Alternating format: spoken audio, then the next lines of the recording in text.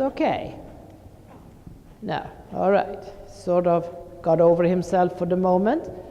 But it's interesting how as soon as you move up there or do anything, he gets like, stop that. I'm just good. Let him get a little bit deeper still. This is fine. This is fine. And then bring him back to the trot that round. Down, forward. Yeah, down, forward. Trot. Canter him into the trot, in. Good. All right. Not bad. And walk, huh? And walk. Better. But there's so much about riding that he doesn't understand. Right. Well, he didn't have a piano last year, so this is. Yeah, this is a good start. But your biggest problem, well, two of them, is the transitions, Yes. which you just throw him into the canter any which way, and the more he learns of that, the better he will get at it. And the other thing is that as soon as you want to change something in the canter, he completely doesn't accept the half halt at all. He gets so angry when you start to arrange and organize something and give him a half halt or settle him, he goes, stay away from me. It's like, once I am cantering, you can't touch me and you can't move. But of course that won't work. Hey, I would like to sit quietly on you, so if you can just Yes, but we can't, all the time while he's cantering, trotting or walking, you need to be able to communicate with the horse. And you're allowed to keep your leg on the horse or put it on, and you're certainly allowed to do half halts. But I think part of that is your fault. You don't make enough half halts. And then if he accepts them better at the trot, then do plenty. Whether you think you need one or not, just for the hell of it. Sit down, give a half halt, let him come up under you, let him respond, and then go forward and then say, good boy, and then he understands that's all it is. You're not going to interfere and get in his way. You're just trying to have a little conversation with him. But he doesn't want anything. He doesn't want any of that in the canter. He just wants to be left alone so he can race around completely unbalanced and out of control. And a lot, it's simply because he doesn't understand it, because he wants to be a good horse. He does, and I know that. No, he does. He's always trying to please, but then he thinks that if he just keeps cantering, he's pleasing you. That should be good enough. That's what he thinks right now. And that is my fault, because it was we didn't have a canter, and now we have it, and it's like, yay, we're cantering, and now that's why we're here. Yeah, he used to get praised just for cantering. Exactly. He would like to stay. Yeah, and that is fine. And he doesn't want to learn that he now also has different canters. There are different canters within this gate, and that's not any story he would like to hear. And that's why we're sort of at a little standstill with it. But now is the next stage, right? Now you have to start saying, and I will get in your way in the canter, and I will ask you to do things at the canter, and furthermore, I'm allowed to do that. So you can just get over yourself. Yeah, and he will. No, he will. He will just have to understand that that's the way life is, but it starts with you actually doing it. If you don't do it, nothing will happen. So let's go back to the canter again, because that's now the sticky point. Some of the trot work is looking quite nice. This is the hard way. Well, I'd hate to see that, since the other way was not too brilliant to begin with. But we will now see if it can get worse. All right. Let's see what you got, Brandy. All right. And now think about that you are allowed to get involved in the canter. You don't just canter and then sit there like you're frozen in place. You keep your half halts coming. It's your right. And he doesn't think so at all. Yes, and now kick him hard. Sit back. No, don't start twirling. Good. Go forward. That's right. You got it. That's fine. Actually, this tempo is a little better, isn't it? All of a sudden, yes. This tempo is better. He's not so hurried and completely out of control. Little more controllable here. Good for you. Yeah, and you sit back and kick the crap out of him. He cannot stop. Right. Gallop. Good. Yeah, but this canter has better air time and is more solid in the jump. And that's sort of fun, huh? Ha! Look at that. Half halts and trot. Half halts and bring him to the trot. Bring him to the trot. Good girl. Whoa, half halts again. Touch him, but no, he's not going to trot. Yes, just trot. And then again, prepare a canter transition. And good. All right, go, go, go, go, go. No, that was unfortunately a cross canter. And then we go back to the trot. You almost had the transition, but then you sort of let go at the wrong time.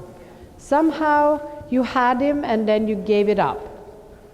Hold that connection. Hold it, and keep your leg on him. Hold it, and keep your leg on him. Yeah? No, he cannot. No.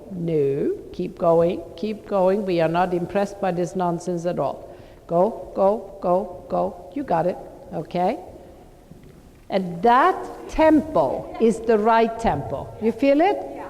Now, once he puts his bloody head down, that tempo and that canter is better than the other way. Right. Yeah, because you have more control. This is his straight side, and you have more control on it with your inside leg. That's why it works better. This canter is more fun to watch than the other one when he's on the bit. Yeah. Feel it? Yeah. And a little more controllable too, you know, Brandy? That's okay there. Half halt and trot. Connection, sit, drive him into it. Good. Good. Okay, now we get a walk break. Good. All right.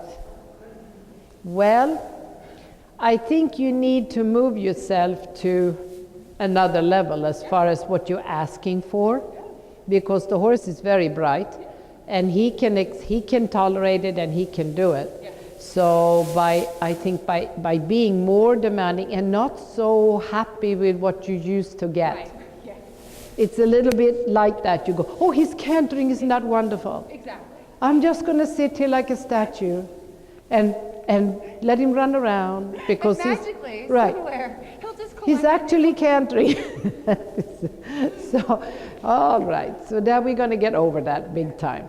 And now he's not going to actually just canter, but he's going to go do plenty of transitions, plenty of half halts, plenty of leg yields, all kinds, and you're going to change the formula all the time because he doesn't like that. As soon as you do, here's something new, we go, oh, I don't do new, and that's when we run into trouble. But he's very bright because you can see he learns even overnight. He's so sharp. Yeah. He is very sharp and he can produce a lot more. Now his canter is much nicer to the right. To the left, it's like just runs around and it doesn't have any cadence. To the right, it's controllable and you can get a little cadence in it. So although he doesn't like to do it to the right, that's his better lead for you. Exactly. Yeah.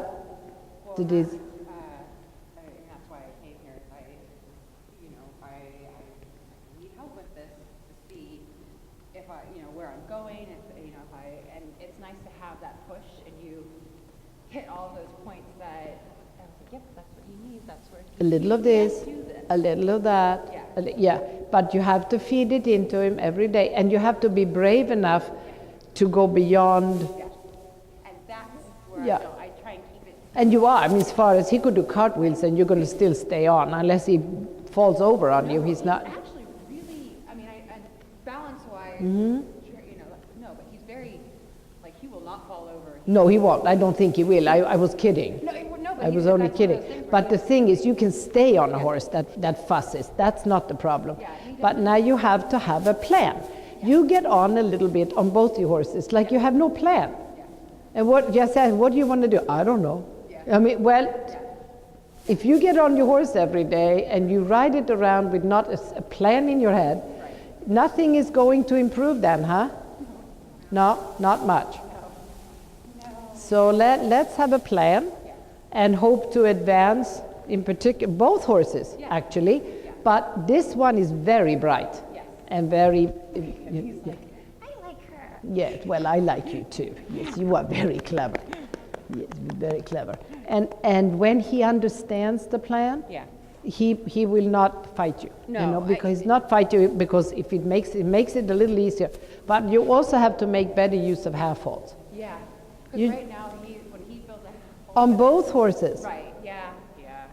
On both horses, because if you don't make any half halts, they don't learn to respond to them. I mean, that makes sense, right? You have to be more ambitious about that and try to not care if they don't like it. We bloody don't care. You know, they're going to get to like it. And not only like, but they're going to understand why you're making the half halts. It's to make it easier for them, actually. And to prepare them better for everything. And to make the trot and everything else better. But first of all, you have to do them. And it's a fun and likable horse. And he can have a very nice canter on both these.